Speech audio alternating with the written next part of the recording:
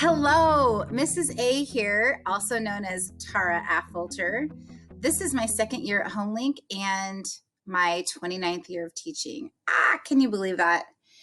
I am privileged enough sometimes to get to teach fairy tales. I love fairy tales, and I especially love introducing the students to different versions of the fairy tales. So this is usually for my K1 students, and I love to get excited about reading. So I try to bring a lot of energy, and I want us to have a great time. So let me kind of walk you through a couple of different lessons that I've gone through when I've taught fairy tales.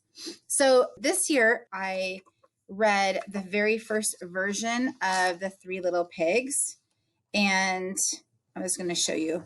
So this is the normal story that students usually think about when they think of the Three Little Pigs. So I read this story.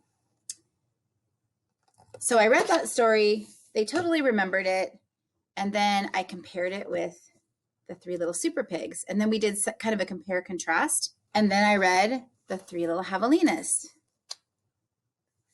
and we did a compare-contrast. I was also able to show them a really great picture of a real javelina from a friend who lives in Arizona that had posted a picture, so that was awesome. And then we created a little storybook on the Three Little Pigs, which then they had to read to 3 different students in class. So their final book, this is my final book, The Three Little Pigs.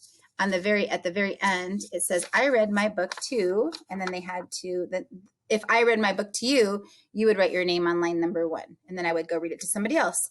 So it gave them something to take and practice reading. So I like to find these when I can. We also have read Cinderella. They're pretty familiar with Cinderella, right? So they know the story.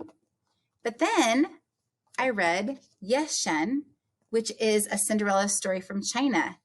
They were so good at, as we were reading, they would say, oh, that's like the fairy godmother, but instead it's a fish.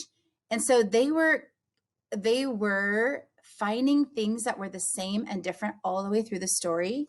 And then I've taught them how to use a Venn diagram. So we did pictures. Some students could write, but let me just say Mrs. A's pictures have a little bit to be desired, but it gets the job done. But so in the middle, I taught them this is where they connect. This is where they both have something in common. And then on the outsides is how they were different. And they were able to give me 2 or 3 things that were different about both, and 2 or 3 things that were the same. Most students love a fairy tale, and I personally love finding fairy tales that are a little bit different, like a different version. It's so fun for them to see the connection of how an author took the idea of something and then transformed it. I usually have students do some kind of writing with their reading, whether it be a picture, and then they're writing something down here, or I scribe for them down there. But I try to have them do some kind of activity with the books. And we might even act things out.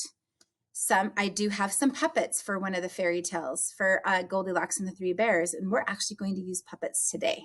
So I try to do different things, but I definitely bring an energy and a love of fairy tales to the class. So I look forward to having your K1 student in my fairy tale class.